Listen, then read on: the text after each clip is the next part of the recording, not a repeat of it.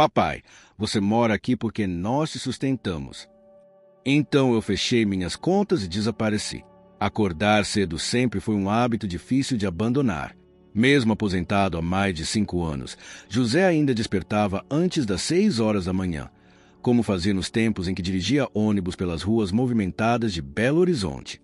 Aos 62 anos, a rotina era mais lenta, mas seu corpo seguia disciplinado, como se ainda tivesse que vestir o uniforme azul da empresa e encarar o trânsito da capital mineira.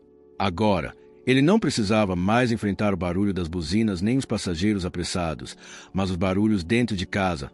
Esses, muitas vezes, pesavam ainda mais. José morava com a filha mais velha, Camila, numa casa de 3 quartos no bairro Santa Amélia. O genro, Gustavo, trabalhava fora o dia inteiro como gerente de loja e os netos, Pedro e Lara, iam para a escola no início da manhã. Era ele quem os levava. José se orgulhava desse pequeno papel que ainda podia desempenhar. Preparava o café, esquentava o leite, ajudava com o uniforme. Mesmo sem ter sido convidado para assumir essa função, ele sabia que, se não fizesse, ninguém faria. E, no fundo, gostava de ser útil. Era a única coisa que o fazia sentir que ainda pertencia àquele lar. Durante o dia, limpava o quintal, consertava tomadas, organizava ferramentas espalhadas e, quando sobrava tempo, gostava de preparar o almoço. Suas mãos, grossas e firmes de anos ao volante, ainda sabiam cortar temperos com delicadeza. Sempre que podia, fazia arroz com feijão fresquinho. Vez ou outra, arriscava um frango ensopado com quiabo, receita que aprenderá com a mãe, ainda no interior de Minas. Mas, apesar do empenho, nem sempre recebiam obrigado. Às vezes, os filhos sequer sentavam para almoçar. Camila comia no quarto, Rafael passava só no fim de semana e os netos estavam cada vez mais ligados nas telas do celular do que na presença do avô.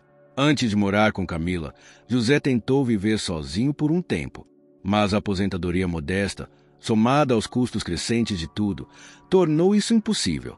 Ele havia ajudado os filhos a estudarem, deixado de reformar sua casa para pagar cursos e mensalidades e até se endividado para comprar o primeiro carro de Rafael. Sempre achou que essa era a missão de um pai. Quando ficou viúvo, aos 58 anos, percebeu que o vazio da casa era insuportável. Camila o convidou para morar com ela e ele aceitou, achando que seria temporário. 4 anos se passaram desde então. José tentava não reclamar. Sabia que os tempos mudaram, que hoje tudo era mais difícil para os jovens, que a vida custava mais. Mas havia dias em que se sentia um hóspede indesejado. Não era por maldade explícita, mas por uma espécie de cansaço constante no olhar de Camila, de ausência nas palavras de Rafael, de silêncio prolongado nos corredores da casa. Ele era como um móvel antigo, útil, mas deslocado do resto da decoração. Uma vez por mês, José recebia a aposentadoria. Parte ia direto para Camila, que usava para pagar contas da casa. A outra parte, ele guardava com cuidado. Nunca soube exatamente quanto era justo dar, e nunca ninguém pediu um valor específico. Mas sempre teve vergonha de parecer que estava morando de graça. Sabia que o tempo da autoridade paterna havia passado. Agora, era apenas mais uma despesa entre tantas. Naquela manhã de sábado, como de costume, José acordou cedo. Preparou o café e pôs a mesa com carinho. Gostava daquele silêncio matinal, do cheiro do pão esquentando na chapa, do rádio baixo com modas de viola. Enquanto os netos ainda dormiam e Camila terminava um relatório no notebook, ele lavava a louça do dia anterior, de costas para todos. Foi nesse instante, enquanto passava uma caneca por debaixo da água morna, que ouviu uma voz fina, infantil, mas certeira. Vovô mora aqui porque a mamãe sustenta ele, né? José congelou. A mão trêmula deixou a caneca escorregar, que se espatifou na pia. O silêncio que se seguiu foi tão denso que quase se podia tocá-lo. Camila não disse nada. Apenas fitou o filho com um olhar de leve reprovação, mas sem corrigir, sem negar. O menino, percebendo algo estranho, calou-se imediatamente. José, de costas, apenas fechou a torneira e respirou fundo. Tentou agir naturalmente, como se não tivesse ouvido. Pegou os cacos com cuidado e os jogou fora. Não olhou para ninguém. Sua mente, no entanto, não conseguia escapar daquelas palavras. Não era apenas o que foi dito, era o que já havia sido pensado, comentado, talvez repetido por adultos e absorvido por uma criança. Naquele momento, José entendeu algo que doía mais que qualquer dor física. Não era apenas uma percepção infantil. Era uma verdade que circulava baixinho dentro daquela casa. O resto do café da manhã se arrastou em silêncio. Camila voltou para o computador. Os netos foram ver desenhos. José sentou-se no quintal, olhando o céu nublado. As mãos ainda tremiam um pouco. Ele tentava se convencer de que aquilo não significava nada, que era coisa de criança, que era só um comentário infeliz. Mas sabia, lá no fundo, que aquela frase não sairia da sua cabeça tão cedo. E, de fato, não saiu. Naquele instante, mesmo sem perceber, algo começava a se partir dentro dele.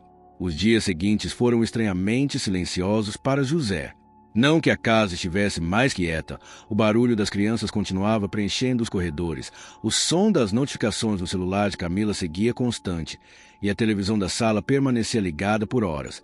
Mas havia um silêncio particular dentro dele, uma espécie de distância nova entre seu corpo e o mundo ao redor. Era como se estivesse ali, mas atrás de um vidro espesso, observando a vida acontecer sem conseguir tocá-la. O comentário do neto reverberava dentro de sua cabeça com uma clareza cruel. A frase era curta, direta, sem rodeios. E, talvez por isso mesmo, tão pesada.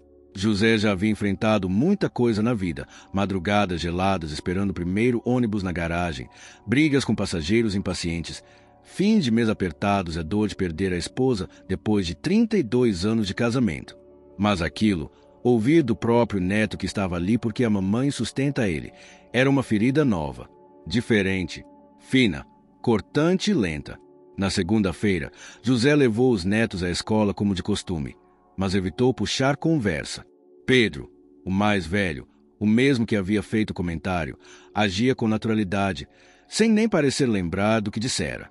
José, por outro lado, sentia tensão em cada passo, como se estivesse pisando em um território que já não lhe pertencia. A escola ficava a pouco mais de 5 quadras dali, e, geralmente, o caminho era preenchido por pequenas conversas sobre desenhos, professores e lanches. Naquele dia, o silêncio foi absoluto. De volta para casa, José passou direto pela cozinha, pegou uma cadeira velha e se sentou na varanda dos fundos. O sol ainda lutava para atravessar as nuvens daquele início de primavera, e ele observava o quintal, onde a grama crescia desordenada perto do muro. Notou que o portão precisava de uma demão de tinta. Antes, isso o incomodaria.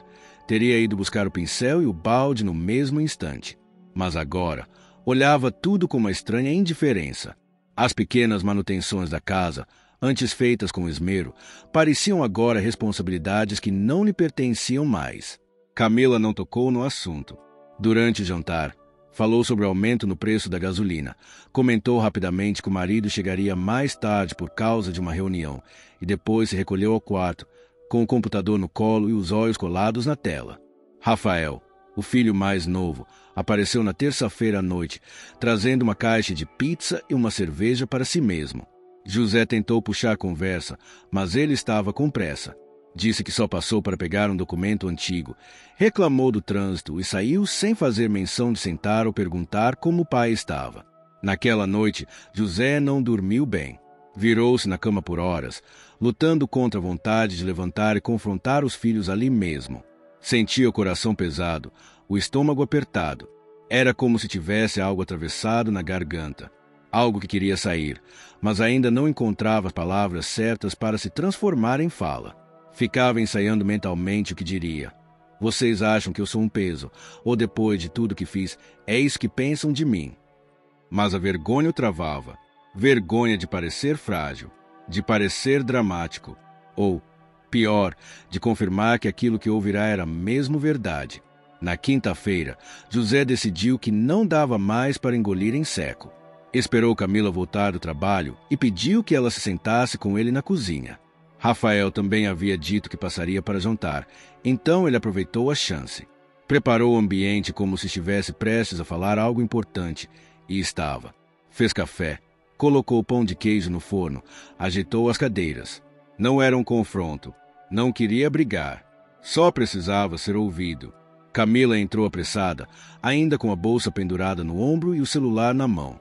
Sentou-se com visível impaciência, olhando o relógio de tempos em tempos. Rafael chegou 20 minutos depois, com fones no ouvido, e só os tirou quando o pai o chamou pelo nome. José respirou fundo antes de começar. Eu queria conversar com vocês dois. Só um pouco. Não vou tomar muito tempo. Camila assentiu com um leve gesto. Rafael pegou um pão de queijo e começou a comer, como se estivesse ali por obrigação. O Pedro disse uma coisa no sábado. Falou que eu moro aqui porque você me sustenta. Camila. A filha fechou os olhos por um instante. José percebeu o desconforto imediato, mas não interrompeu.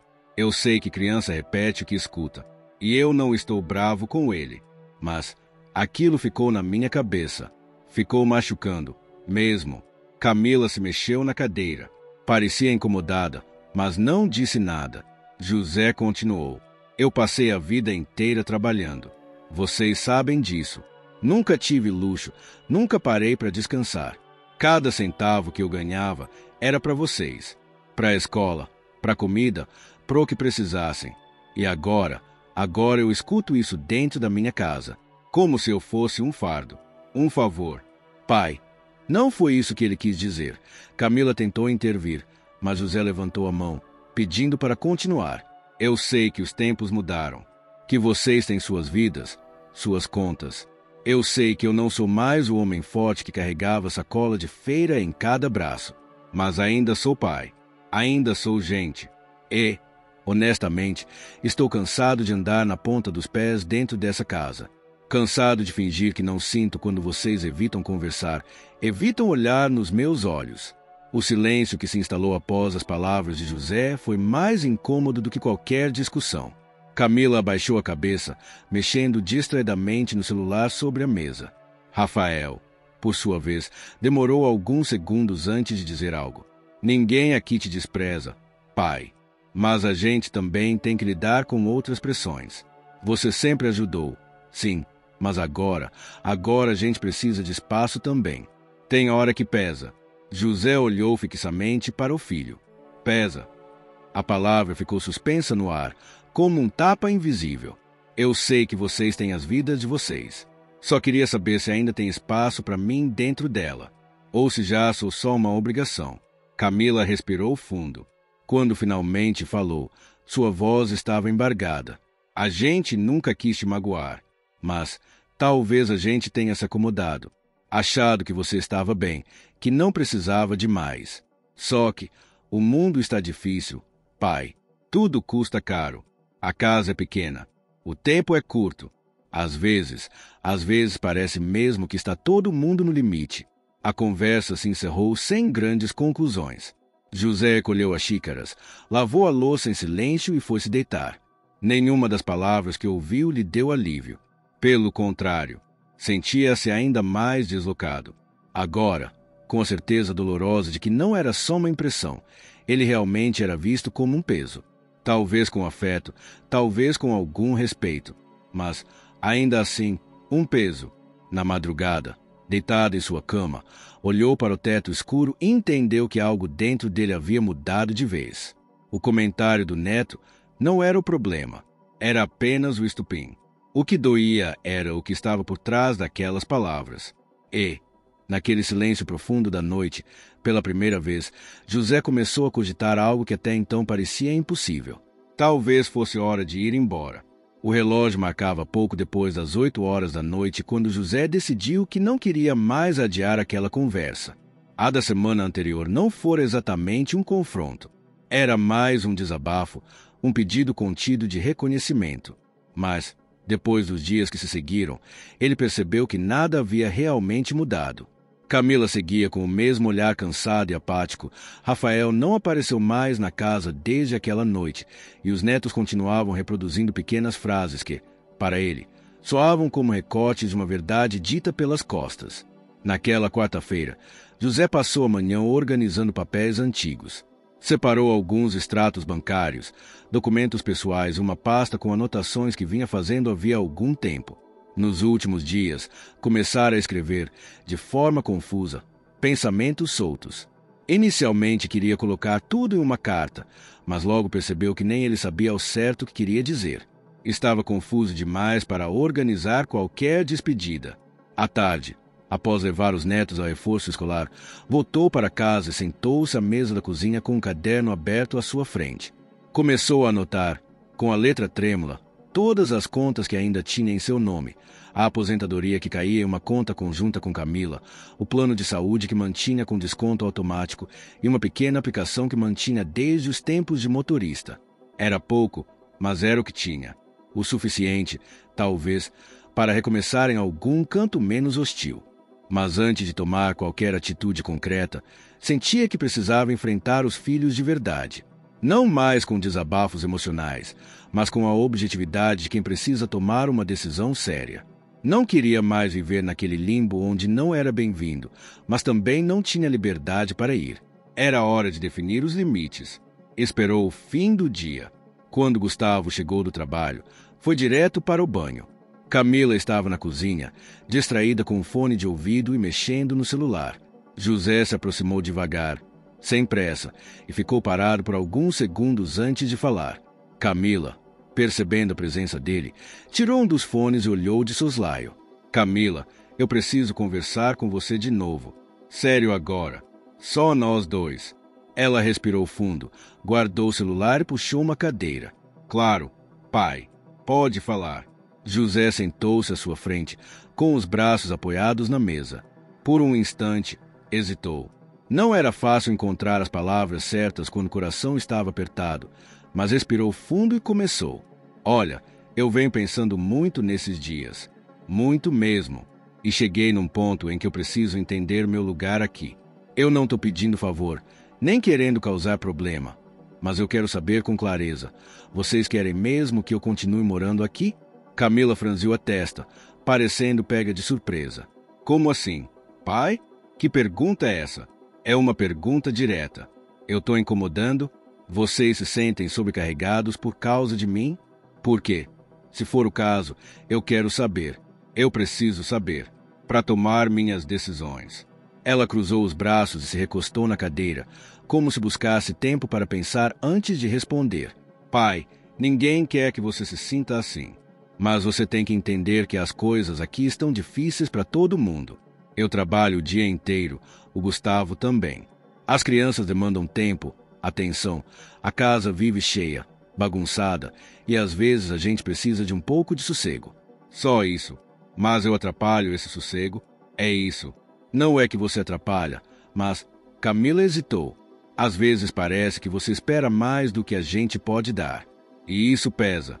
José engoliu seco. Isso pesa.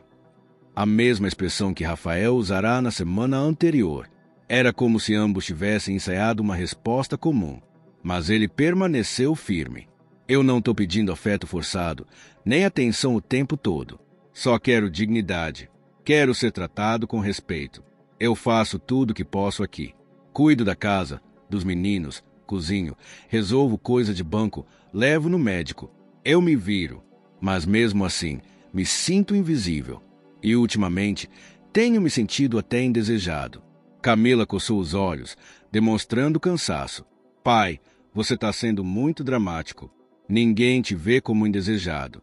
Mas você tem que entender que a nossa vida mudou, que a dinâmica da casa mudou. E às vezes, você parece não aceitar isso. Fica magoado por tudo. Fica se remoendo por palavras de criança, por olhares, por coisas pequenas. José ficou em silêncio por alguns segundos. Olhou para a filha como quem procurava a última centelha de empatia. O que é pequeno para você, Camila, é gigante para mim, porque eu nunca pedi nada a ninguém. E agora, que preciso de um mínimo de espaço, de reconhecimento, recebo o quê? Silêncio, indiferença, comentários atravessados. Nem pai, você está bem, nem obrigado por hoje. Camila mordeu os lábios, visivelmente emocionada, mas manteve o tom firme. Eu não sou boa com palavras, pai, e talvez a gente realmente tenha se acostumado demais com sua presença. Mas isso tudo está indo para um lugar muito pesado. Você já está cogitando sair de casa? Sério mesmo? José olhou fixamente para ela. Não estou cogitando. Tô avaliando, porque ficar onde não se é bem-vindo cansa. Eu já vivi demais para aceitar ser só mais uma despesa. Eu posso não ter muito, mas tenho dignidade. Nesse momento, Rafael entrou pela porta dos fundos. Parecia ter escutado parte da conversa.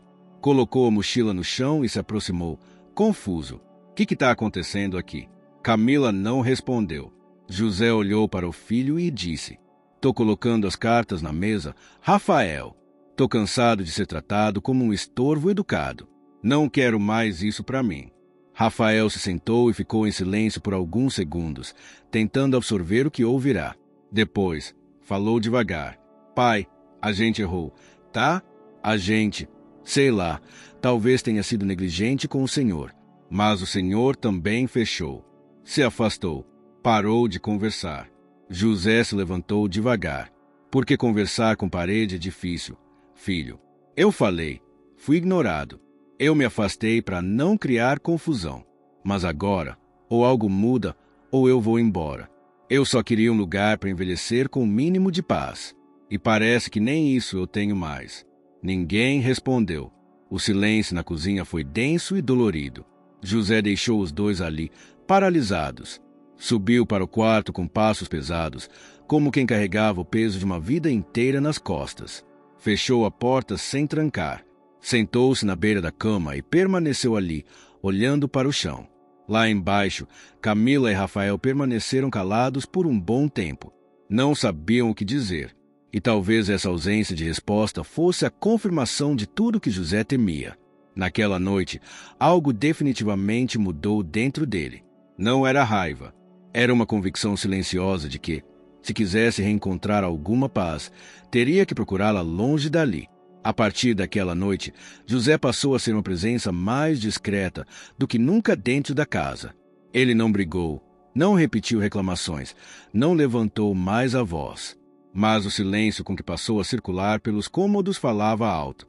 Ele se levantava cedo, como sempre, preparava o café, arrumava a mesa e levava os netos à escola. Porém, ao voltar, não sentava mais à mesa com Camila.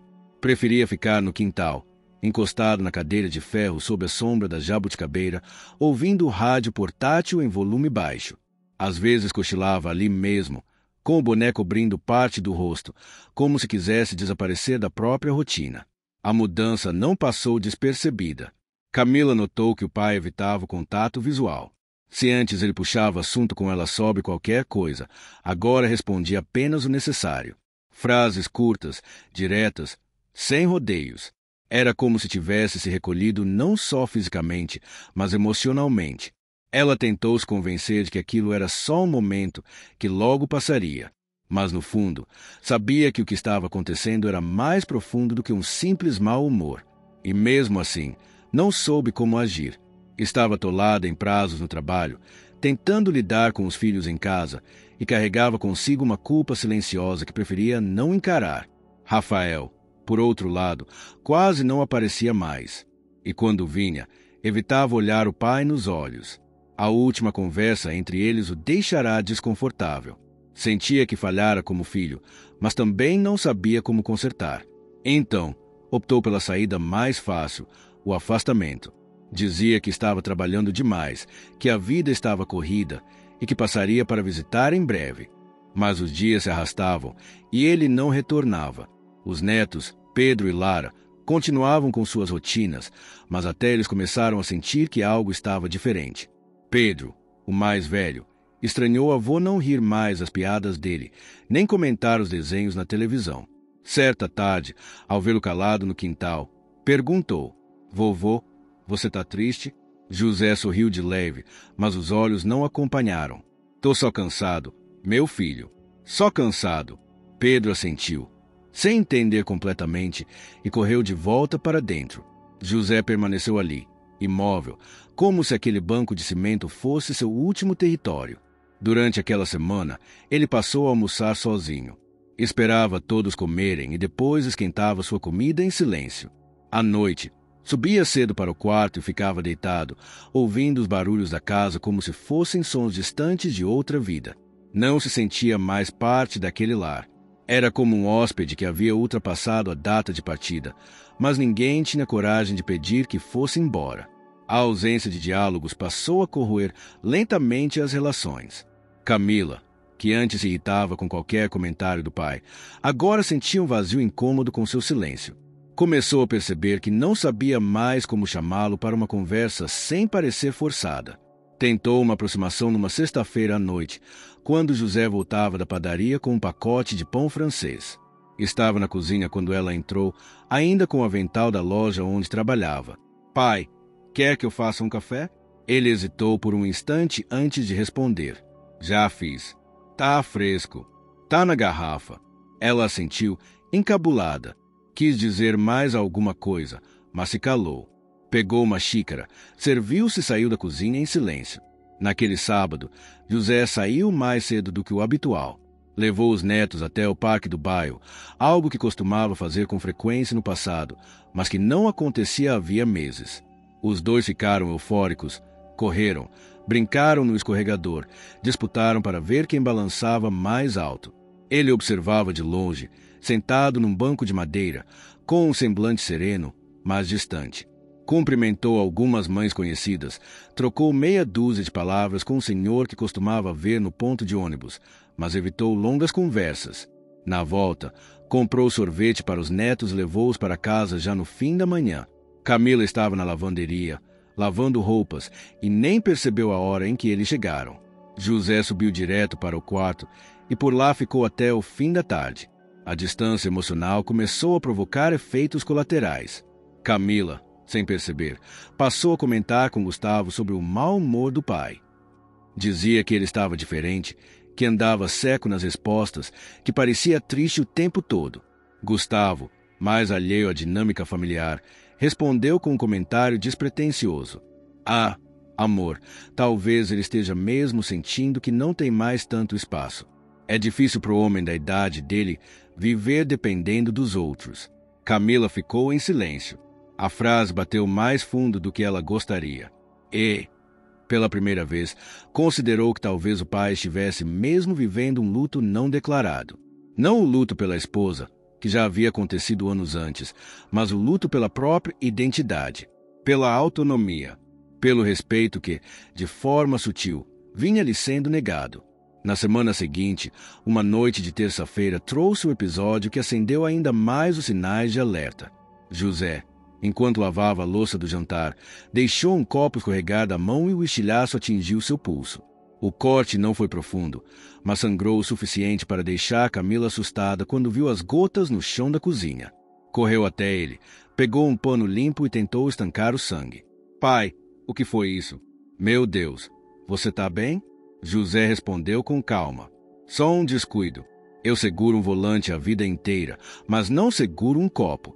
Olha que ironia. Ela não respondeu. Lavou o ferimento, passou um antisséptico e ajudou a colocar um curativo. Pela primeira vez em muitos dias, houve um toque físico entre os dois, ainda que breve e tenso. Camila sentiu que aquele corte, por menor que fosse, dizia muito mais do que parecia. Não era só sobre o acidente. Era sobre a fragilidade que agora começava a se manifestar de forma visível.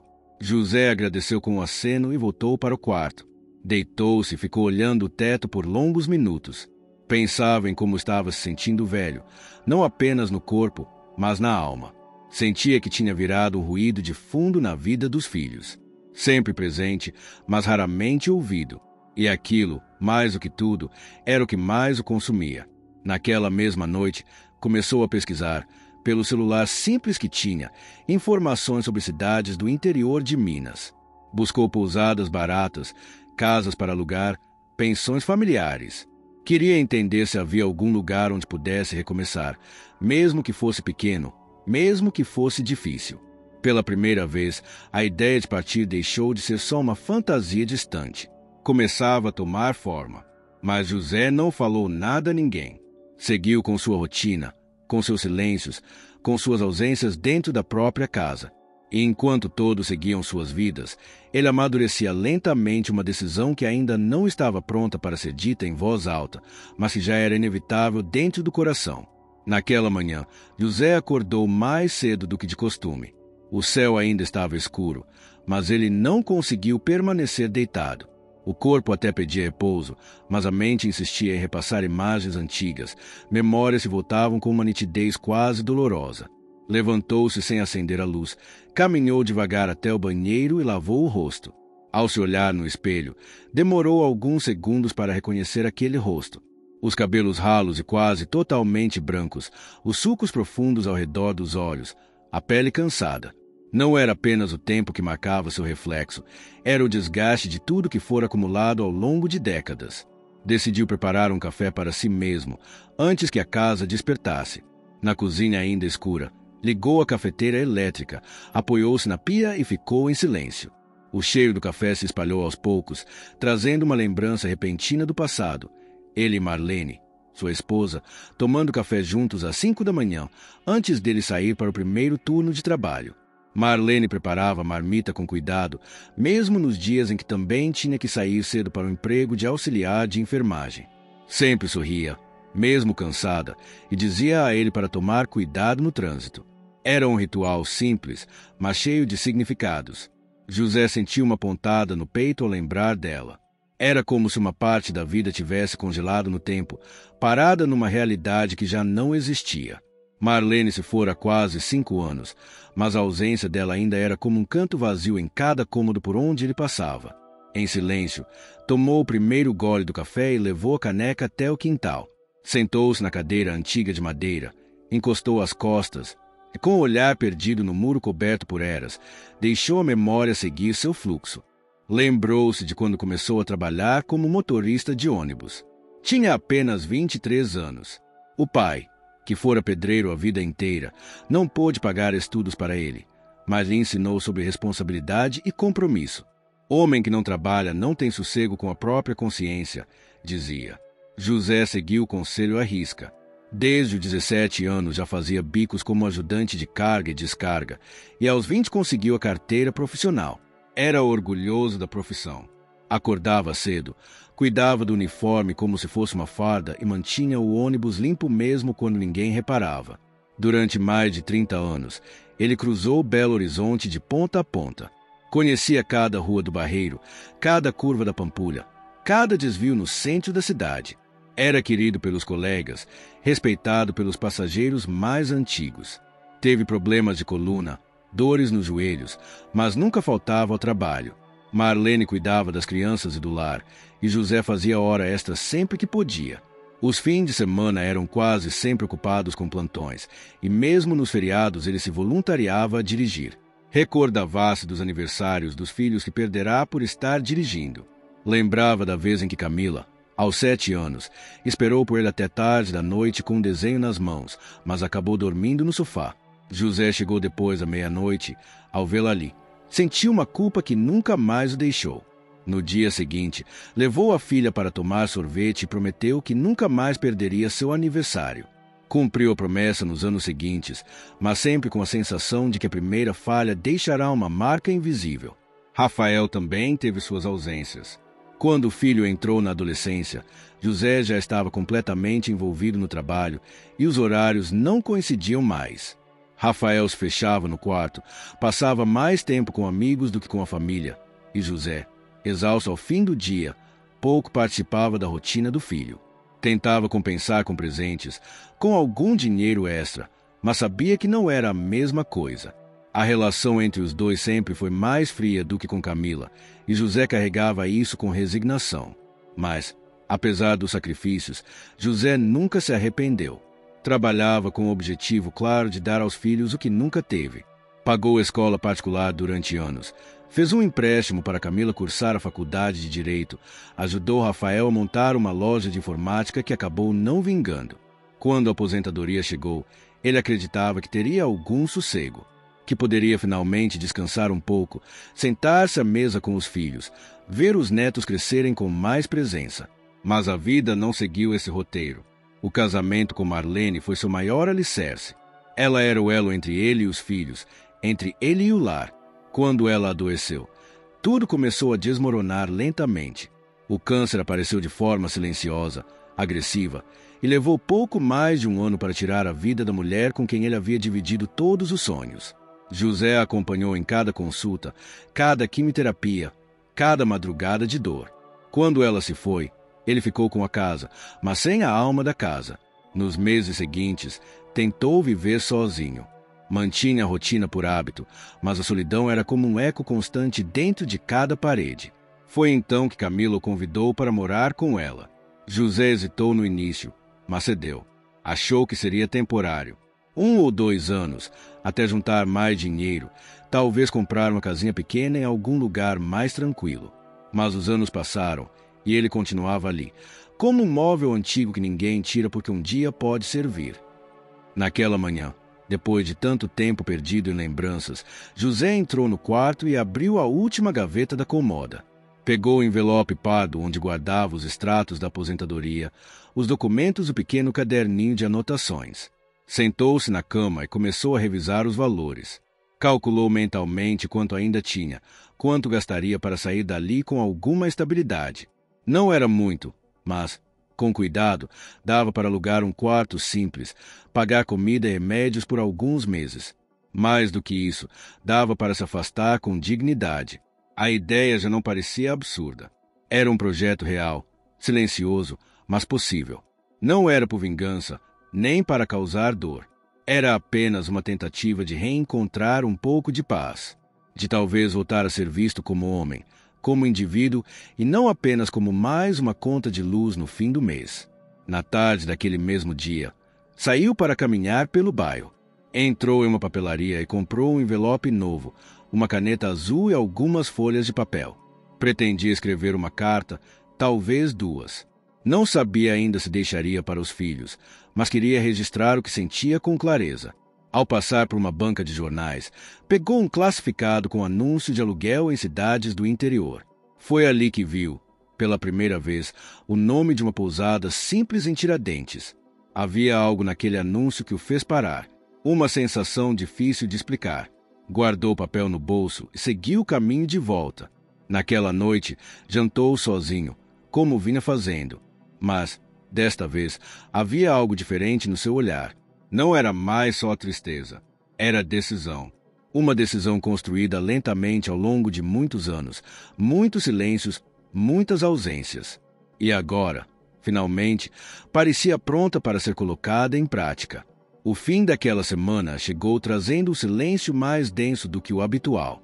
A casa parecia suspensa no ar, como se todos os cômodos carregassem o peso de palavras não ditas. José circulava pelos espaços com movimentos contidos, como se já não quisesse deixar marcas nem pegadas. Seus passos estavam mais calculados, seu olhar mais fixo. A decisão havia se formado em silêncio, consolidada entre anotações em cadernos velhos, pensamentos guardados em noites mal dormidas. E agora, aos poucos, começava a se transformar em ação. Na manhã de sábado, José saiu mais cedo do que de costume, antes que Camila ou as crianças acordassem. Caminhou em direção ao centro comercial do bairro, onde havia uma agência bancária que costumava frequentar. Já havia feito, dias antes, os cálculos que precisava. Agora, só estava a executar o plano com discrição. Na fila do banco, observava o movimento como se estivesse em outro mundo. Não havia pressa em seus gestos, apenas uma calma que assustava. Quando chegou sua vez, pediu o cancelamento da conta conjunta que mantinha com Camila, sob o argumento de organização financeira. Transferiu os valores restantes para uma nova conta que abrirá recentemente em outra agência, dessa vez individual, sem acesso de terceiros. O atendente tentou ser simpático, perguntou se estava tudo certo, se precisava de ajuda com mais alguma coisa. José apenas respondeu com um sorriso seco e agradeceu. Do lado de fora, respirou fundo e sentiu pela primeira vez uma espécie de alívio. Era como se tivesse dado o primeiro passo concreto rumo à sua própria libertação. No caminho de volta, passou na farmácia e comprou alguns medicamentos que tomava regularmente. Para pressão, para controle do colesterol, um anti-inflamatório que usava para as dores nas costas. Em casa, escondeu tudo dentro de uma pequena mochila que começou a preparar discretamente. Era um modelo antigo, que guardava no armário desde a época das viagens de férias com Marlene. Aos poucos, foi colocando ali tudo que considerava essencial: documentos, roupas íntimas, uma muda de roupa extra, remédios, o caderninho com as anotações e o jornal dobrado onde havia circulado o anúncio da pousada em Tiradentes. O plano era simples: sair em um dia comum, como se fosse ao banco ou dar uma volta, e não voltar mais. Não deixaria carta, não explicaria. Achava que qualquer tentativa de se justificar seria desvirtuada, desvalorizada, questionada. Preferia deixar o silêncio falar por si. Queria que o desaparecimento fosse mensagem, um gesto definitivo. Não por vingança, mas por amor próprio. No domingo, após o almoço, Gustavo colocou um jogo na televisão e as crianças correram para o quarto. Camila se deitou no sofá com o celular nas mãos. José aproveitou a distração e foi até o quarto verificar a mochila mais uma vez. Repassou mentalmente os próximos passos. Pegaria o ônibus até a rodoviária, compraria uma passagem para São João del Rei e de lá seguiria para Tiradentes, como havia visto no site de viagem. Sabia que poderia procurar a ajuda do colega de juventude, Wilson, com quem tinha trocado mensagens rápidas nos últimos dias após reencontrá-lo por acaso num grupo antigo de motoristas. Wilson agora cuidava de uma pousada modesta e já havia dito que poderia recebê-lo por alguns dias, até ele se estabelecer. Durante a noite, José mal conseguiu dormir. Ficava imaginando as reações dos filhos, principalmente de Camila. Pensava se ela entenderia ou se apenas se sentiria traída. Pensava em Rafael, se ele se preocuparia ou se apenas confirmaria o que já parecia pensar. Que o pai era um homem difícil, de pensamento arcaico, que não sabia mais conviver com as novas dinâmicas familiares. Pensava nos netos, em como seriam informados de sua ausência. Tudo isso doía, mas já não o fazia hesitar. Na segunda-feira, acordou ainda antes do sol. Tomou banho, vestiu-se com a única calça social que ainda conservava bem uma camisa azul clara, dobrada com cuidado.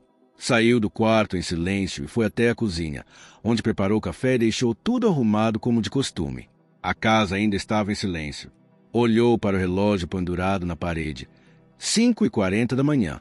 Pegou a mochila, escondeu-a temporariamente no armário da área de serviço e saiu como se fosse até a padaria. No trajeto, algo dentro dele tremia. Não era medo da decisão, mas um tipo de ansiedade nova, a sensação de alguém prestes a cruzar uma fronteira invisível. Ao invés de ir direto para a rodoviária, sentou-se num banco da praça onde costumava observar o movimento. Ficou ali quase uma hora, sem fazer nada, apenas respirando, pensando e tentando entender se ainda havia algum laço que prendesse aquele lugar. Olhou os prédios ao redor, os carros passando, os ruídos da cidade começando a despertar, e sentiu que, mesmo depois de décadas de vida em Belo Horizonte, aquele já não era mais o seu lugar. Voltou para casa no meio da manhã. Camila estava no telefone, falando com algum cliente. Gustavo já havia saído para o trabalho e os netos estavam na escola. José passou pela sala sem ser notado, foi até a área de serviço, retirou a mochila do armário e a levou discretamente de volta para o quarto. Não iria partir naquele dia. Não ainda, mas seria em breve. Estava apenas esperando o momento certo. Durante o almoço, Camila tentou iniciar uma conversa. Comentou que havia percebido que ele estava mais calado, mais para dentro, como ela dizia. Perguntou se ele queria ir ao médico, fazer exames de rotina. José apenas balançou a cabeça e disse que estava tudo bem, que era só cansaço. Camila pareceu querer insistir, mas desistiu. Não havia mais espaço para aproximações improvisadas. Naquela noite, José subiu cedo para o quarto e trancou a porta. Deitou-se sem ler, sem ouvir rádio, apenas olhando para o teto. Sentia um misto de alívio e tristeza. A liberdade que se aproximava trazia também um vazio difícil de nomear. Sabia que não seria fácil, que teria dificuldades, que sentiria a falta dos netos, que talvez enfrentasse o frio das noites sozinho. Mas entre isso e continuar vivendo como uma sombra na casa dos próprios filhos, preferia o incômodo da solidão ao constrangimento do desprezo velado. Antes de dormir, pegou o caderno e rabiscou uma frase solta, como se fosse uma oração particular. Eu não vou desaparecer para machucar ninguém, mas para me encontrar. Depois, apagou a luz, virou-se para o lado e, pela primeira vez em muitos meses, sentiu que dormia não por exaustão, mas por escolha. Nos dias que se seguiram, José mergulhou de vez na execução prática do plano. A decisão já estava tomada, mas agora era preciso agir com precisão. Cada movimento precisava ser discreto. Não queria levantar suspeitas nem gerar alarde antes da hora. Sabia que qualquer desconfiança, qualquer sinal fora do padrão, poderia gerar perguntas que ele não estava disposto a responder. O que buscava não era uma discussão ou um escândalo. Era uma saída silenciosa, um adeus discreto, um desaparecimento escolhido. Começou retirando pequenas quantias em dinheiro de sua conta nova. Ia ao banco sempre em horários diferentes, alternando agências próximas e, quando possível, utilizando caixas eletrônicos de autoatendimento para não gerar conversas desnecessárias. Tinha calculado quanto precisaria para viver por pelo menos 3 meses com dignidade. Era pouco, mas suficiente se soubesse manter os pés no chão. A aposentadoria seguiria entrando na conta individual, agora desvinculada de qualquer outro familiar, e aquilo lhe dava uma sensação quase infantil de autonomia. Pela primeira vez em anos, José sentia que algo era só dele. Em casa, passava os dias aparentando normalidade. Continuava levando os netos à escola, fazendo pequenos reparos, cozinhando quando Camila se atrasava. Mas internamente, tudo já havia mudado.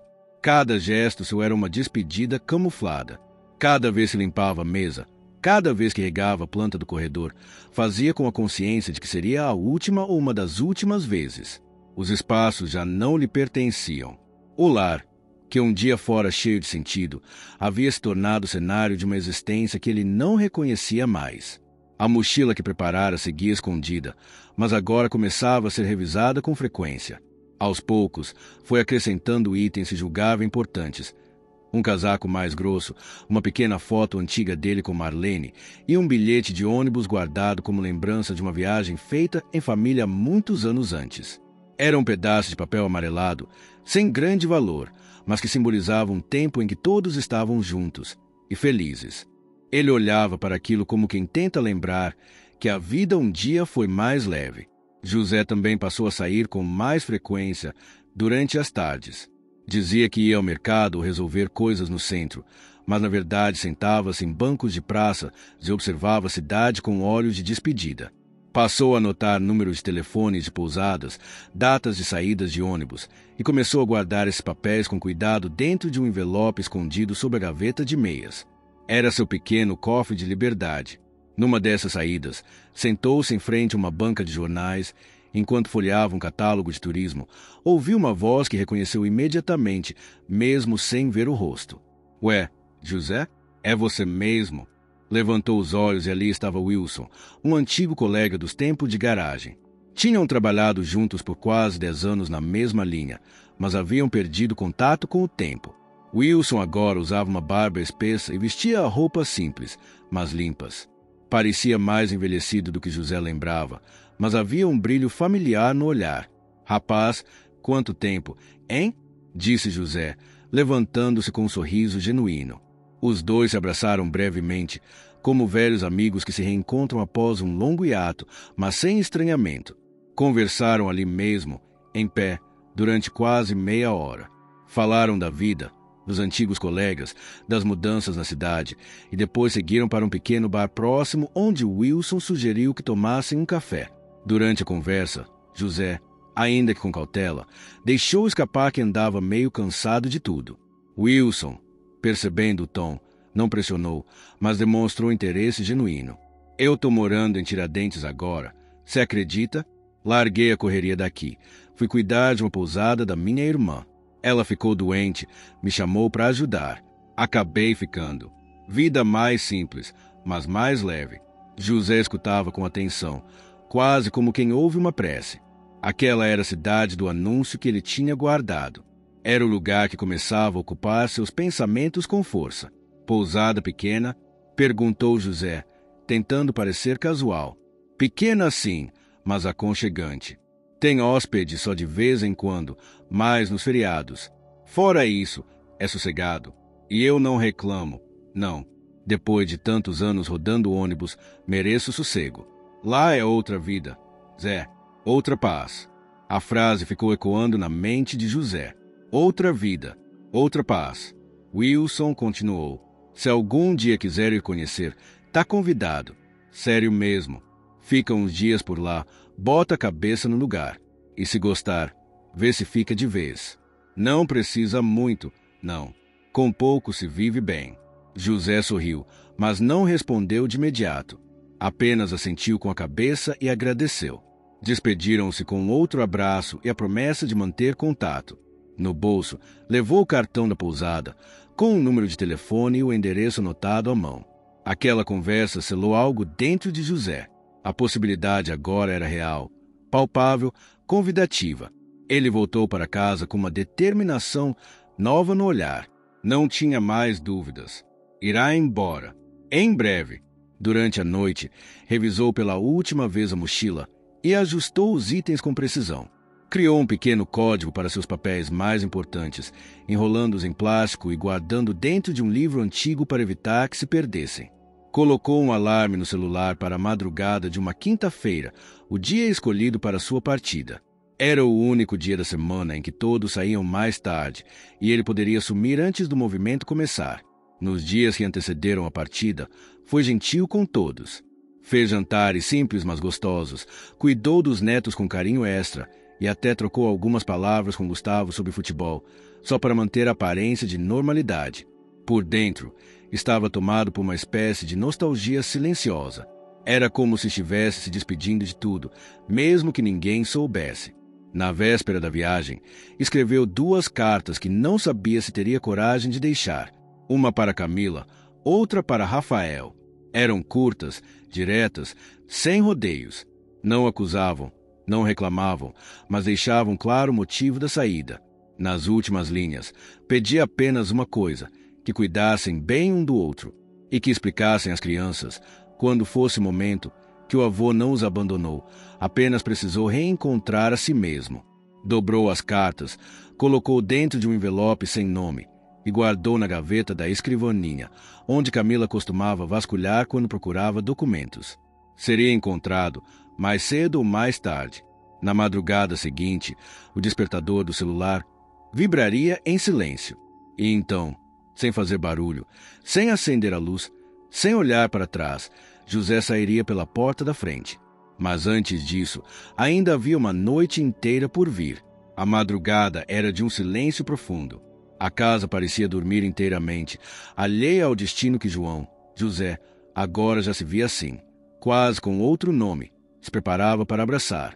O relógio marcava 2:30 quando o celular vibrava discretamente, no modo silencioso. Levantou-se sem acender a luz. A mochila que preparara com tanto cuidado já estava pronta ao lado da porta do quarto, junto ao par de sapatos mais confortáveis que havia escolhido para a viagem. Vestiu uma jaqueta simples sobre a camisa, calçou os sapatos e, com o envelope contendo as cartas dobrado junto ao caderno de anotações, respirou fundo. Era a hora. Suavemente, abriu a porta do quarto, conferiu se estava trancada. Sim, e saiu. Cada passo ressoava baixinho no piso.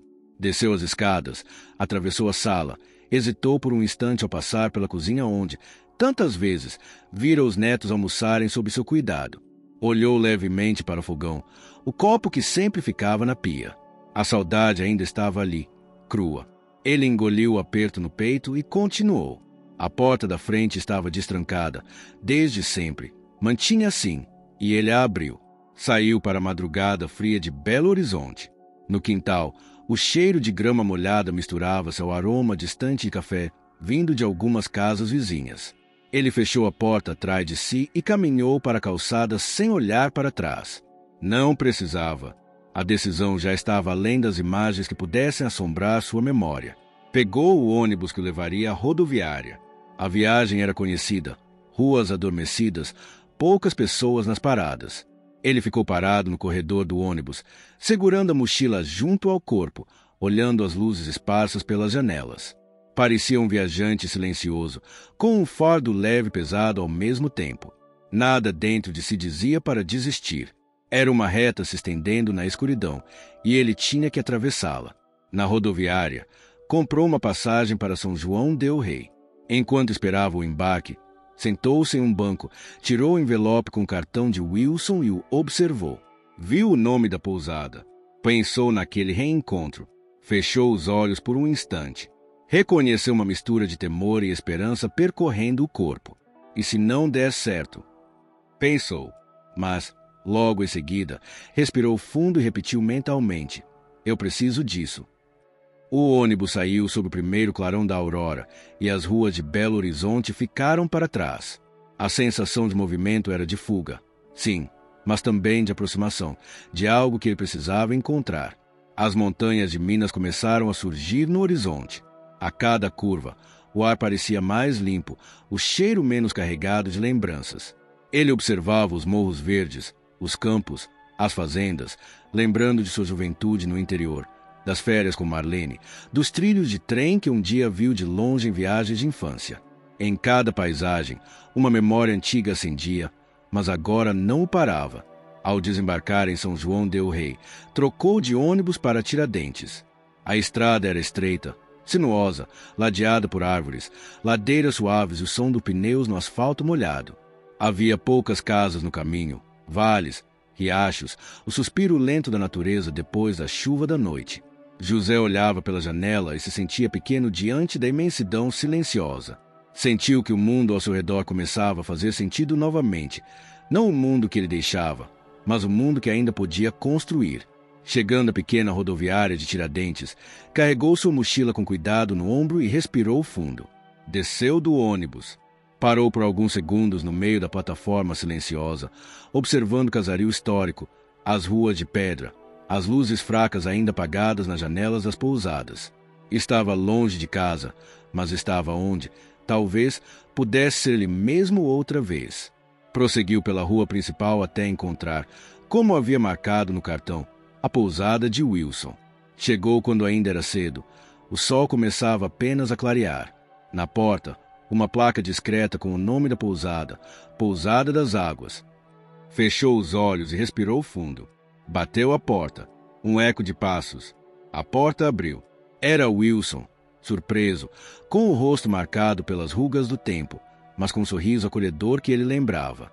Zé, disse Wilson, surpreso. Você veio mesmo? José sorriu com leveza. Vim. Cheguei. Wilson abriu passagem para ele entrar. O cais do reencontro se deu em silêncio no hall da pousada. Ele recebeu com um abraço firme, meio desajeitado, mas sincero. José havia esperado por isso tanto tempo, embora não soubesse exatamente o que sentiria quando acontecesse.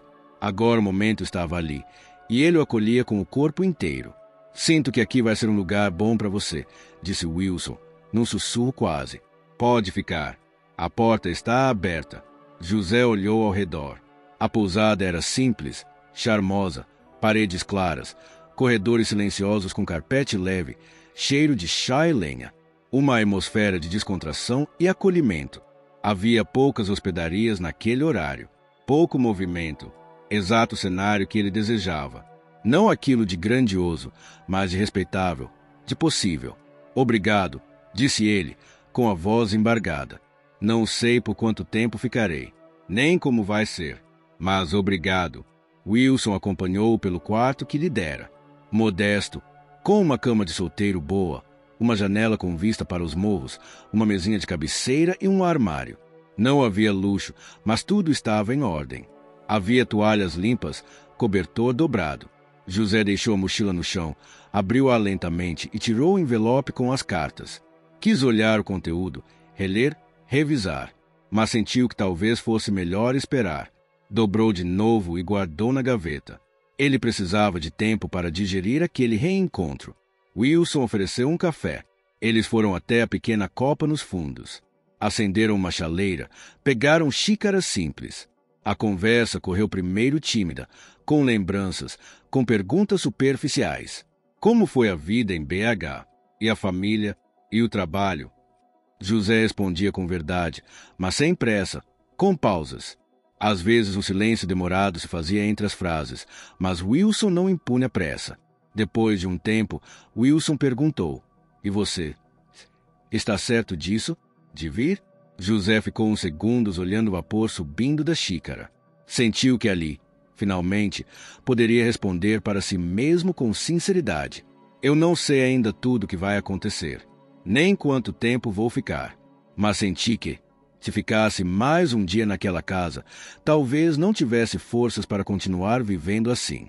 Precisava de um espaço que fosse meu, onde pudesse me encontrar de novo. E eu penso que este lugar pode me permitir isso. Wilson assentiu, olhando para ele com ternura. Vou te ajudar no que for preciso. A pousada nem está cheia. Você pode começar devagar, me ajudar nos afazeres, sem pressa. Se quiser sair às vezes para pensar, fique à vontade. Aqui ninguém julga. José se sentiu leve pela primeira vez em muito tempo. Não completamente solto das dores, das saudades, dos medos, mas com um fôlego novo. Sentiu que estava tocando o solo de uma nova vida, sem as correntes invisíveis que prendiam aquela casa em Belo Horizonte. Naquela tarde, Wilson levou para conhecer a pousada. Mostrou os quartos, as áreas comuns, os jardins com flores, o quintal com árvores fruteiras. Caminharam devagar, conversando baixinho.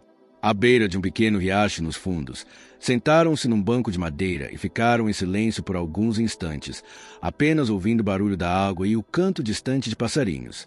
Era um silêncio cheio de misericórdia. José sentiu os músculos relaxarem depois de tanto tempo tenso. Fechou os olhos e permitiu-se chorar. Lágrimas sutis, silenciosas, sem sobressaltos, rolando pelo rosto. Não eram de desespero, eram de alívio. Alívio por ter chegado até ali, por ter resistido, por estar vivo, por estar começando, talvez, a reencontrar aquilo que acreditara ter perdido para sempre. Wilson o envolveu num abraço fraterno e simples.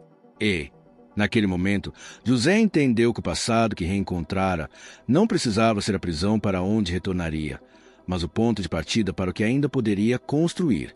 Os primeiros dias de José na pousada foram um mergulho profundo em si mesmo. A rotina simples do lugar o acolheu com um silêncio respeitoso, como se a cidade entendesse, sem que ele dissesse nada, que o tempo ali precisava correr devagar. Wilson deixava à vontade. Disse que ele podia ficar o quanto quisesse e que não precisava se sentir na obrigação de ajudar com tarefas logo de início. Mas José, inquieto por natureza e acostumado a se sentir útil, logo passou a se envolver nas pequenas demandas do dia a dia. Limpava o quintal, cuidava das plantas, lavava a louça após o café dos poucos hóspedes. Quando não havia ninguém, apenas caminhava pelos arredores da cidade, sentindo o vento no rosto e o peso da rotina anterior escoando devagar por entre as pedras das ruas. Apesar de estar fisicamente afastado da antiga vida, José carregava dentro de si uma inquietação que crescia a cada novo amanhecer, a dúvida se deveria ou não deixar um rastro. Tinha escrito 2 cartas antes de partir, mas não teve coragem de deixá-las. Elas estavam ali, dobradas dentro do envelope branco escondido entre as páginas do caderno, agora guardado na gaveta do criado mudo ao lado da cama. Sabia que Camila e Rafael já deviam ter percebido sua ausência. Talvez até tivessem registrado boletim de ocorrência, ligado para hospitais, perguntado a vizinhos. Talvez tivessem se preocupado de verdade. Mas, ao mesmo tempo, havia uma parte dele que duvidava. E essa dúvida doía mais do que qualquer certeza. Durante uma dessas manhãs, Wilson encontrou sentado no alpendre dos fundos, com o olhar perdido na neblina que subia lentamente dos morros. Tá pensando nos que ficaram? Perguntou, com cuidado, como quem não queria ferir. José demorou a responder. Em tudo, no que ficou e no que ficou faltando. Wilson sentou-se ao lado dele e acendeu um cigarro. Ofereceu um, mas José recusou com um gesto de cabeça. Se quiser ligar, ligar de verdade, só dizer: tenho telefone no escritório.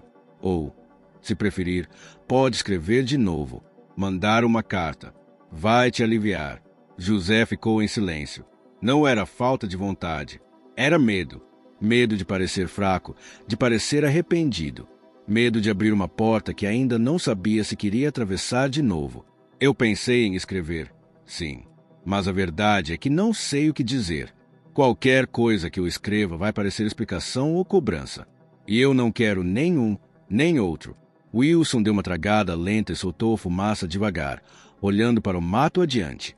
Às vezes, o que falta dizer não precisa ser grande.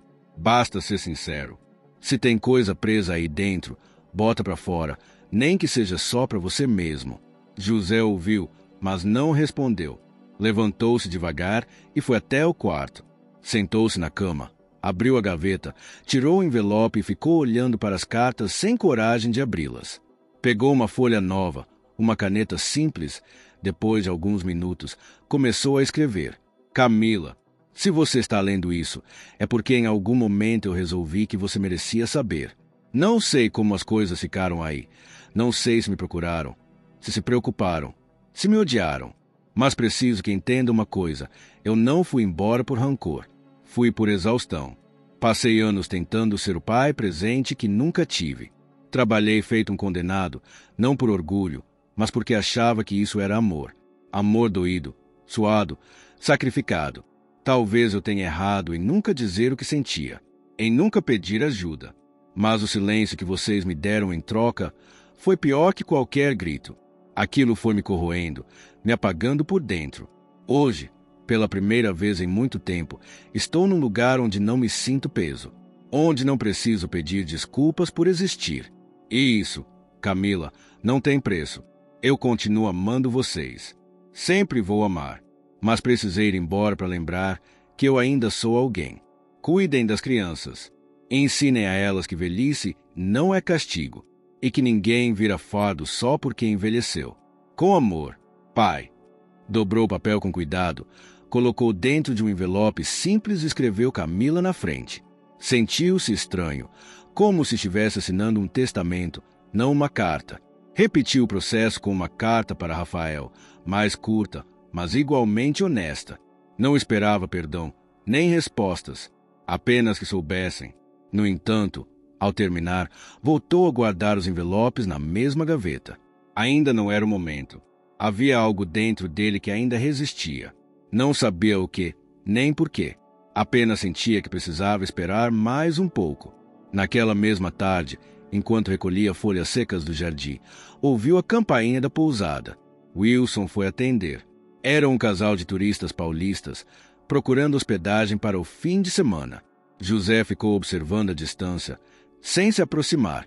Quando os viu entrando, sentiu um aperto no peito.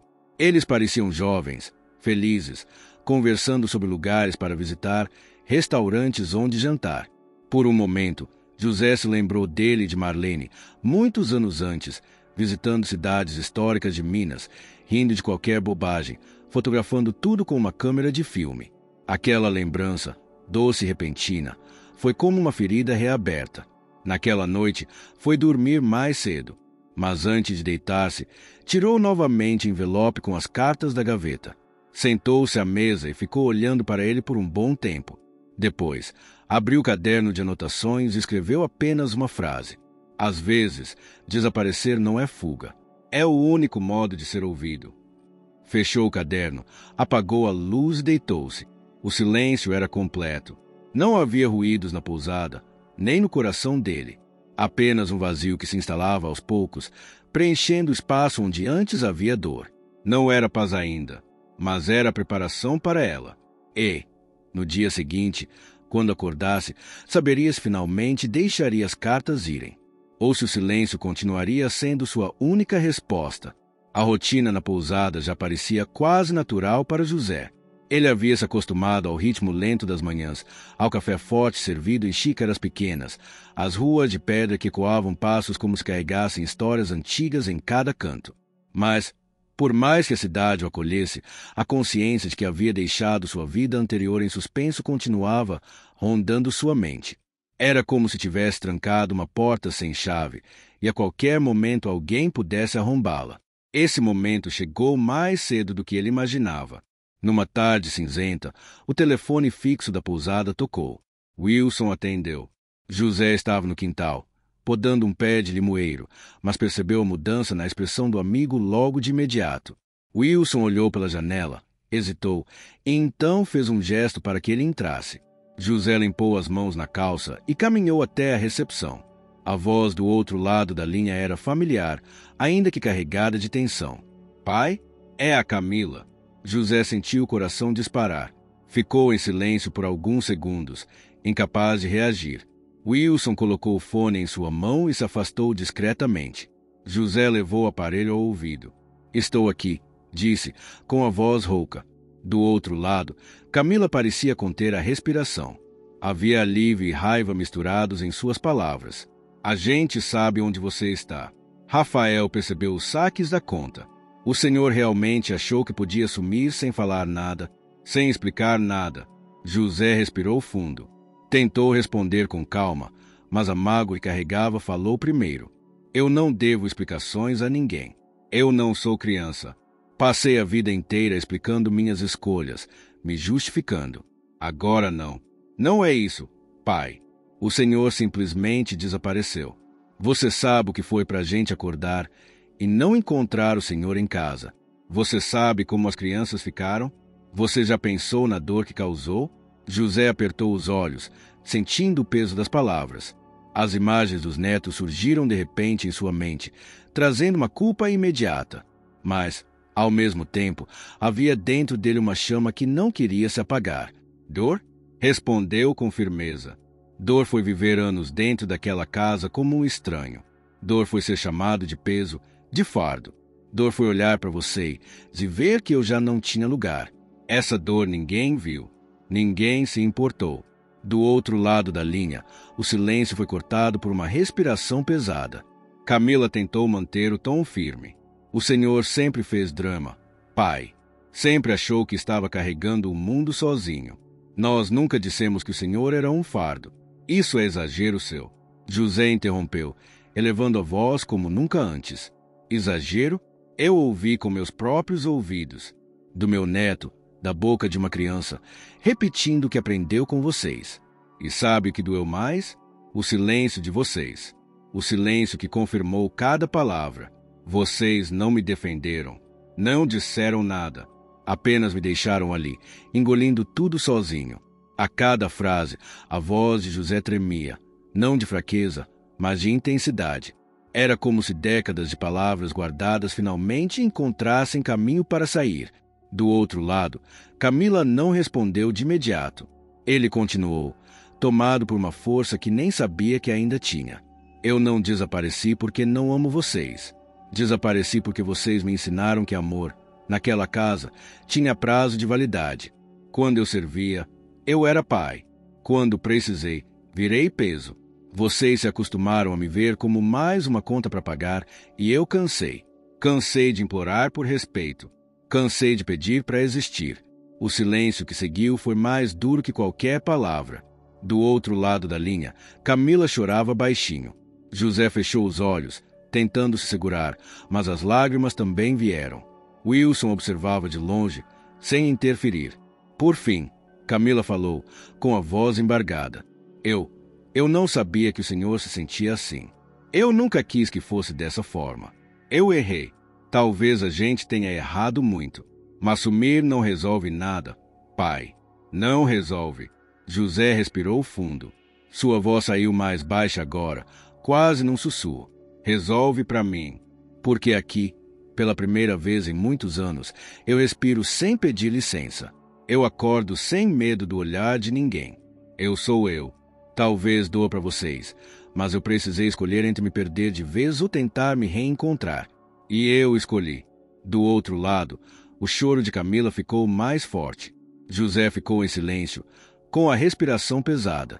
Segurou o telefone com força, como se aquilo fosse a última ponte que o ligava à vida que havia deixado. Por um instante, pensou em dizer onde estava exatamente, em convidá-los para vê-lo. Mas conteve-se. Não estava pronto. Ainda não. Pai, por favor, Camila começou, mas a voz perdeu no choro. José desligou. Colocou o telefone devagar no gancho e ficou parado, olhando para o chão. Wilson se aproximou e colocou uma mão firme em seu ombro. Era preciso, disse, com calma. Às vezes, a dor precisa explodir para a gente conseguir se ouvir de verdade. José sentiu, mas não respondeu. Sentia-se exausto, como se tivesse carregado toneladas nas costas. Mas, ao mesmo tempo, havia dentro dele uma sensação de clareza inédita. Tinha dito o que precisava. Não sabia o que viria depois, mas pela primeira vez não se sentia preso ao silêncio. Subiu para o quarto, fechou a porta e se deixou chorar até adormecer. A explosão havia acontecido. E agora, nada mais seria igual. O dia seguinte ao telefonema com Camila amanheceu estranho para José. Ele acordou com os olhos inchados, a garganta seca e uma sensação de peso no corpo, como se tivesse travado uma batalha durante a noite. De certa forma, tinha mesmo. Aquela conversa fora a primeira vez em muitos anos que ele deixará as emoções transbordarem sem filtro. Não havia arrependimento no que disse, mas a intensidade o deixará esgotado, como se cada palavra tivesse arrancado algo de dentro dele. Wilson respeitou o silêncio. Preparou o café, deixou servido na mesa da copa e não fez perguntas. José agradeceu com um aceno discreto e passou boa parte da manhã sentado na varanda, olhando a rua de pedras, observando turistas que chegavam para tirar fotos da cidade histórica. Parecia alheio a tudo, mas sua mente não parava. Será que Camila contou a Rafael? Será que os dois conversaram sobre o que falei? Será que me odeiam agora? Ou será que finalmente entenderam? As perguntas iam e vinham, mas não encontravam resposta. Ele tentava se convencer de que já não importava, de que escolhera seguir sem depender do reconhecimento de ninguém, mas havia um nó dentro dele que teimava em apertar sempre que pensava nos filhos. Foi no fim da tarde, quando Wilson saiu para resolver compras no mercado, que José decidiu dar uma volta sozinho. Andou sem rumo pelas ruas estreitas de Tiradentes, deixou-se levar pelo movimento dos turistas, se pelo cheiro de pão de queijo vindo de uma padaria próxima. Entrou, pediu um café e ficou em pé junto ao balcão, observando. Não esperava nada além de uma pausa, mas um detalhe chamou sua atenção. Um rapaz de estatura média, com mochila nas costas, entrou na padaria e parou na porta, olhando em sua direção. José demorou alguns segundos para reconhecer. Quando o fez, o coração disparou. Era Rafael. O filho mais novo se aproximou com passos firmes, mas o rosto denunciava um nervosismo que ele não conseguia disfarçar. "Pai", disse, num tom que misturava alívio e constrangimento. José não respondeu de imediato. Ficou imóvel, segurando a xícara de café com força, como se aquilo fosse a única coisa que mantinha em pé. "Como você me achou?" perguntou, enfim, com a voz grave. A gente tentou de tudo. A Camila não parava de chorar, desesperada. Eu percebi pelo extrato que o senhor vinha sacando dinheiro em lugares diferentes. Liguei para alguns colegas antigos, até que alguém comentou que o Wilson tinha uma pousada por aqui. Arrisquei. Vim direto. José suspirou. O nome de Wilson novamente servirá de ponte entre seu passado e seu presente. "E o que você quer aqui?" perguntou, sem dureza, mas com firmeza. Rafael puxou uma cadeira e se sentou de frente para ele. Havia suor em sua testa, mesmo com o clima ameno. "Eu vim ouvir o senhor. Só isso. Ontem a Camila me contou da ligação. Contou tudo o que o senhor disse. Eu não consegui dormir. Fiquei pensando em cada palavra. E percebi que eu nunca perguntei como o senhor realmente se sentia. Nunca." José desviou o olhar. O silêncio que se instalou na padaria era quase insuportável.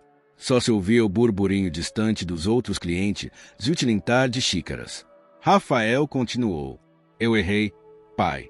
Achei que o senhor estava bem.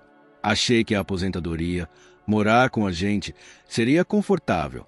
Nunca percebi que, na verdade, o senhor se sentia sufocado. Eu me acostumei a pensar no senhor como alguém que sempre se virava sozinho. Nunca imaginei que pudesse estar doendo desse jeito." José apertou os olhos, sentindo um calor subir ao rosto. "E agora você entende? Só agora, depois de tudo?" perguntou, a voz embargada. "Entendo, e quero fazer diferente. Eu não vim te trazer de volta para casa. Não vim te obrigar a nada. Só quero que o senhor saiba que não está sozinho. Se quiser ficar aqui, fique. Se quiser recomeçar, eu quero ajudar. Eu só não quero que o senhor pense que ninguém se importa, porque eu me importo. Muito." As palavras atingiram José como uma maré inesperada. Ele se levantou, andou alguns passos até a janela da padaria e ficou olhando para fora, respirando fundo. Não queria chorar ali, diante de todos, mas o peito estava em convulsão. Rafael se aproximou, ficando ao lado dele. "Eu não sei se dá para consertar tudo o que já foi, mas eu quero tentar. Eu quero ser o filho que o senhor merece." José virou o rosto devagar e encarou o filho. Havia sinceridade nos olhos dele, uma vulnerabilidade que raramente vira. Por um momento, lembrou-se de Rafael adolescente, fechado no quarto, distante, como se já naquela época tivesse dificuldade de se conectar. Agora, porém, havia um homem diante dele, pedindo não apenas desculpas, mas uma chance de reconstrução. Eles ficaram em silêncio por alguns segundos. Então José disse: eu não sei se consigo voltar, nem sei se quero, mas ouvir isso me dá força. Rafael assentiu. Não precisa voltar, pai. Só não desapareça mais. Me deixe estar por perto, mesmo que de longe. A conversa terminou com um aperto de mãos que, pouco a pouco, se transformou em um abraço. Um abraço firme, carregado de anos de silêncio e de uma necessidade urgente de reconciliação. Naquela noite, de volta à pousada, José contou tudo a Wilson. O amigo sorriu com serenidade. Viu só? Às vezes a gente precisa ir embora para ser encontrado. José não respondeu, mas, deitado em sua cama mais tarde, percebeu que, pela primeira vez desde que saíra de casa, não sentia apenas o peso da solidão. Sentia também uma centelha de esperança. Uma ponte havia sido lançada e, mesmo que não soubesse ainda como atravessá-la, já era suficiente saber que ela existia. Depois do encontro inesperado com Rafael, José sentiu que algo dentro dele havia mudado. Não era uma transformação completa, nem uma solução para todos os seus conflitos, mas uma espécie de alívio, como se parte do peso tivesse sido tirado de seus ombros. O filho mais novo não viera para recriminá-lo, nem para arrastá-lo de volta. Viera para ouvir, para reconhecer os erros, para abrir uma porta de diálogo que ele acreditava estar selada para sempre. Aquilo mexeu profundamente com José, mas também o deixou cauteloso. Era cedo para confiar de novo. Ele já havia sentido o gosto amargo da indiferença e não queria se iludir.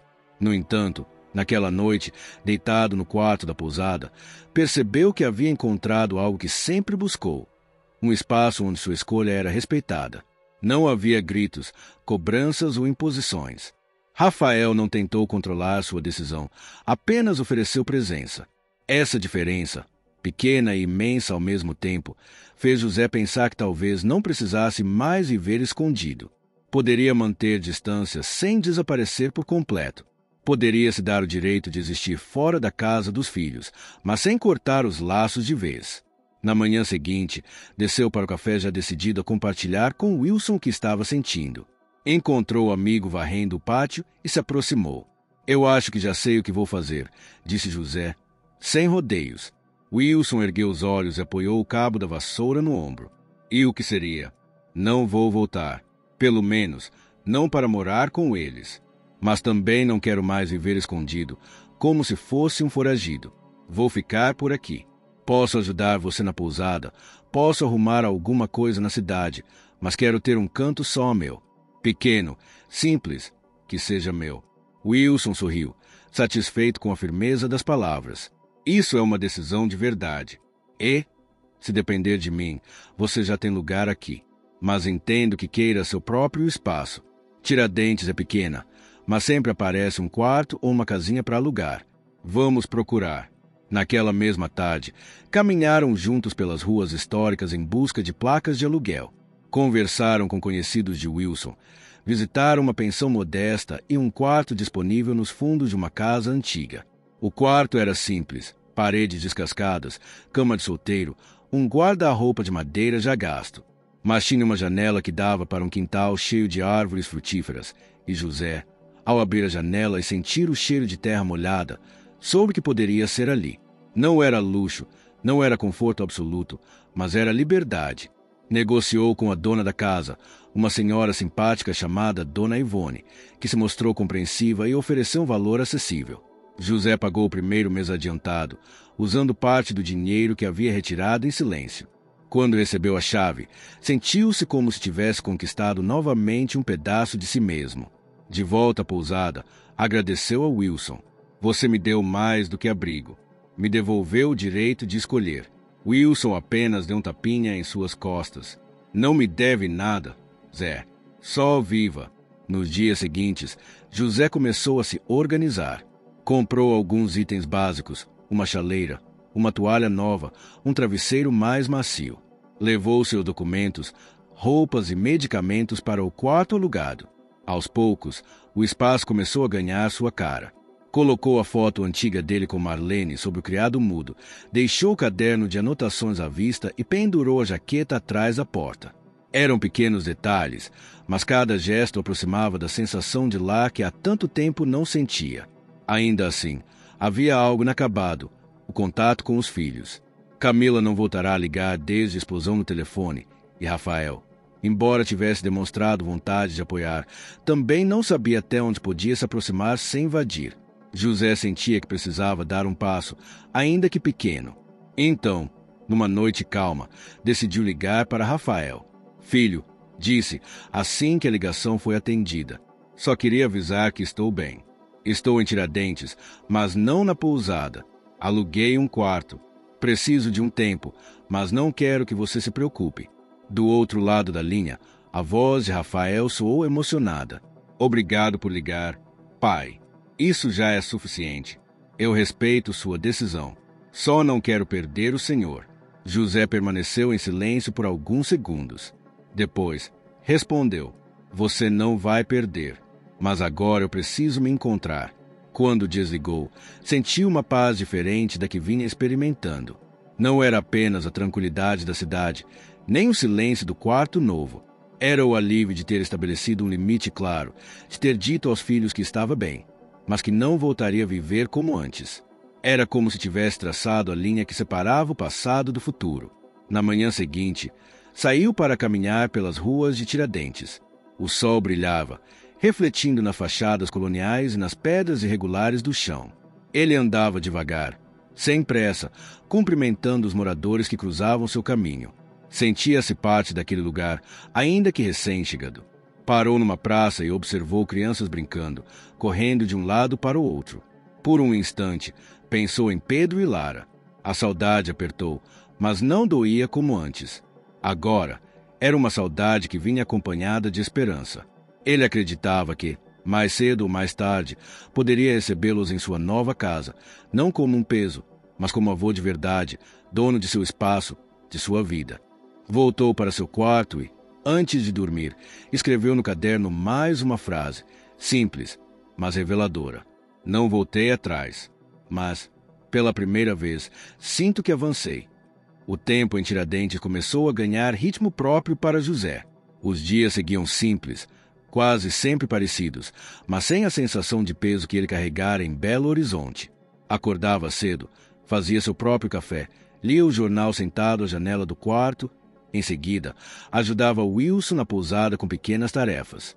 Descobrira, para sua surpresa, que ainda tinha forças para trabalhos manuais. Pintou uma cerca, limpou canteiros, ajeitou fechaduras antigas. Aquilo fazia sentir-se útil de novo, e não apenas presente. As noites eram silenciosas. Depois do jantar, costumava escrever no caderno, às vezes pensamentos soltos, outras vezes lembranças que vinham à tona com uma nitidez assustadora. Ao ler suas próprias palavras, percebia o quanto havia se desgastado tentando se encaixar na casa da filha. Agora, embora estivesse só, sentia que havia reencontrado um espaço interno onde podia respirar sem medo. Foi numa tarde de domingo, quase um mês após sua partida, que aconteceu algo inesperado.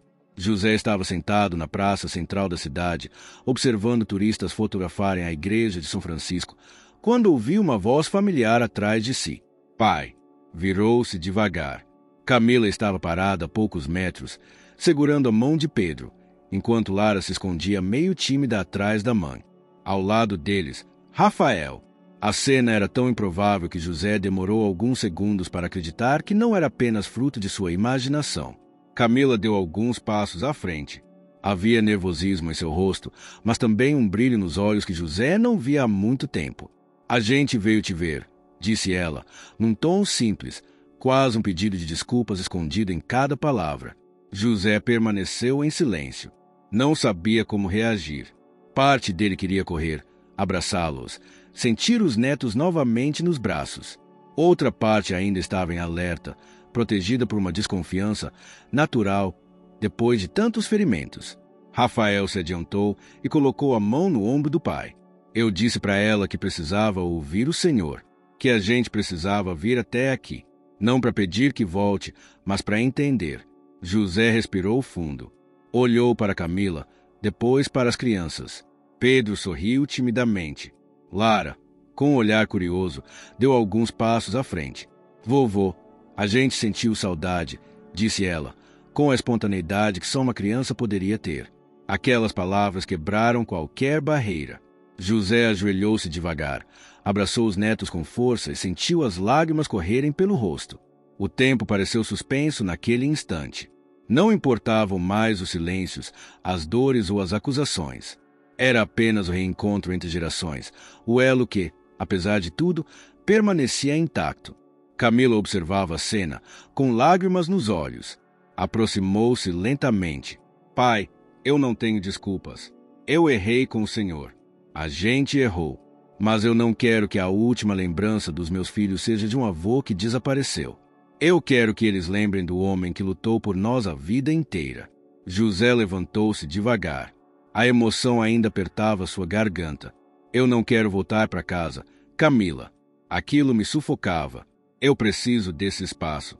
Mas isso não significa que quero deixar vocês. Só não posso viver da mesma forma. Camila assentiu, enxugando as lágrimas. Eu entendi. Não vou te pedir para voltar. Mas quero que saiba que a gente vai estar aqui, sempre. E que queremos estar na sua vida, mesmo que seja assim, de outra forma. Rafael completou. A gente pode aprender a se relacionar de outro jeito. Mais maduro, mais respeitoso. E eu prometo, pai, que dessa vez vamos ouvir. O restante da tarde foi preenchido por conversas. Caminharam juntos pela cidade, comeram pão de queijo numa padaria local, riram das histórias antigas que José contava aos netos. O peso que pairava sobre todos parecia dissolver-se aos poucos, substituído por uma sensação de recomeço. No fim do dia, sentaram-se nos bancos da praça. José, com Pedro e Lara ao lado, sentia que havia reencontrado não apenas sua dignidade, mas também uma nova forma de pertencer. Não mais como um peso, mas como alguém que escolheu seu lugar e que, por isso mesmo, podia ser respeitado.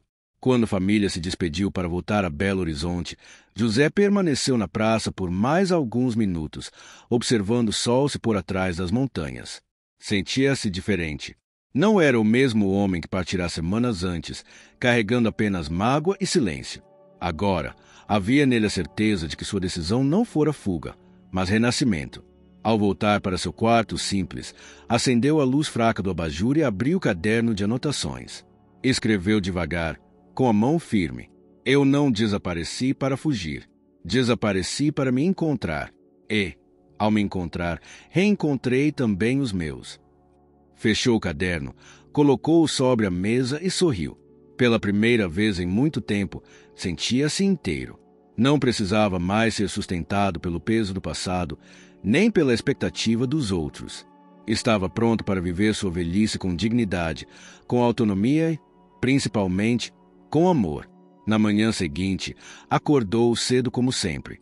Preparou o café, abriu a janela e deixou o ar fresco entrar. Do lado de fora, as ruas ainda estavam vazias, mas dentro de si, José sabia, não estava mais sozinho.